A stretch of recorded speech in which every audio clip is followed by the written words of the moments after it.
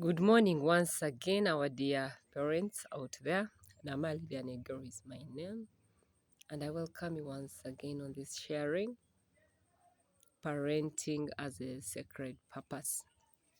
So today we want to go deep in understanding how we can walk into our experiences as parents. There goes a saying that experience is the best teacher. But for that to come to pass, it calls for you to walk into the experience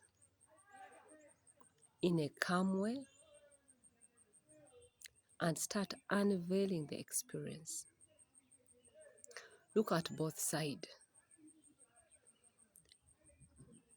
Look at your parent at that time and yourself at that time. And you start to navigate through that whole experience. See, yes, if we believed in caning, like as most of us still believe, that caning, that abandoning children to figure out things, it is the best way to raise children. Walk in the experience that you had ever had, where you had an incident that you yourself you are not very comfortable with, but you had no say, okay? And see, how did it affect you? Because I've realized the way we were raised, it was more of reacting and not reflecting. And when we say we are going into the walking back to our experiences when we were kids, some people feel like, oh, we are going to judge our parents. You know, your parent remains your parent. No, get me right. Otherwise, it's all useless for us to have knowledge and to understand. Because I believe that God gave us brains to use them. And there is a reason why we have to use our experiences. So I think if our parents somehow, somewhere made a mistake, we are not judging them. It could show what also they thought was right, that we need to put right, according to what we have gone through. Because the truth is that many of us today, even big as we are still having effects of what we went through when we were young.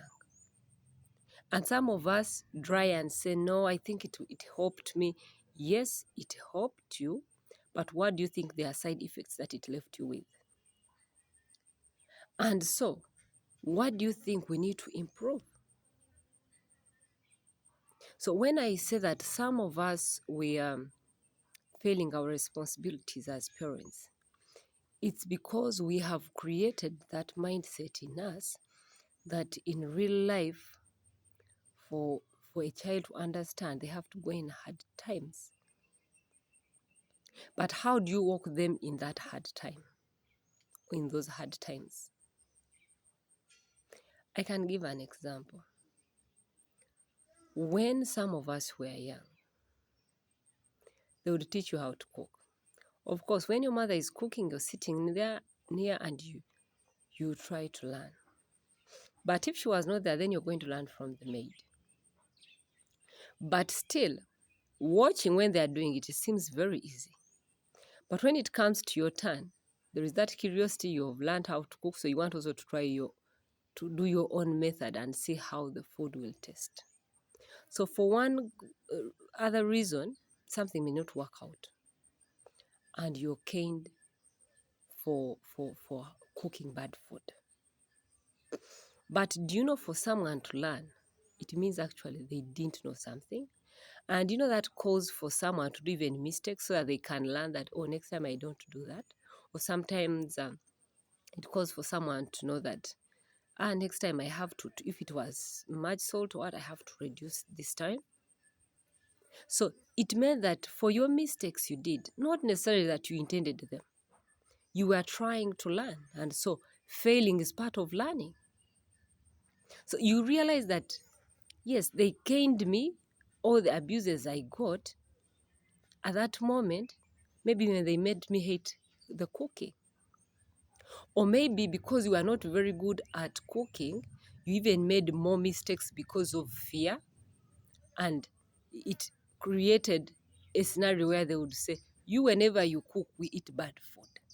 We even wonder what you'll be in future. Yes, we may look at those words as simple words, but slowly those simple words kill your confidence. Those small words kill your vigor of wanting to learn. But also, if there were these violent beatings, they leave you with a conflict when you're wondering, why should my parent really do this to me? And if I'm learning, I think they could have looked for another way to do it. And what is also very funny, and that I find weird to me, even when they would maybe beat you or do all that, insults and what, how I wish a parent would say, you know what, I did that because I love you, I want to see you better. Maybe it would change the way people would think. But when they show you, yeah, I have to beat you, that is a right for me to do it to you. Then a child is wondering, maybe violence is also very normal. Maybe hurting people is very normal. Because there is someone who said, oh no, I realize that's how we learn. Now, someone with such mentality that in pains and in what, for them that's how they learn. Such a person can never reflect on that experience and learn it well. Because to reflect on something, there should be a specific environment for you to give you to look back on whatever you've gone through in a calm way and go through it. It is actually a process. Reflecting is not just a second you think about it and there you've got an answer. No. You need to look at something, plan, come up with strategies, and by the time you come up with strategies, you have to weigh how to avoid to fall into a certain situation again. And that calls for decision making. And decision making, once poorly made, you will fall into the same mistake again. So, I think what continuously affects us as parenting, as concerns parenting today, we have taken all our experiences to be very normal. And yet some of us are still struggling with those side effects today. And because we have this myth in us that, oh, a parent is 100% always right, so it does not give you that freedom to walk through it. To go back and say, I think mom or dad here did this. I think as a parent, I want to change on this. But we hope my child still to be focused. I need to do this and do this. That's why we get knowledge. To see how to change the world. But if we have this mentality of saying A should be A, we don't want to critically look at it, we don't want to analyze it, trust me, every knowledge we have will be very useless because it will just be copy and paste, copy and paste.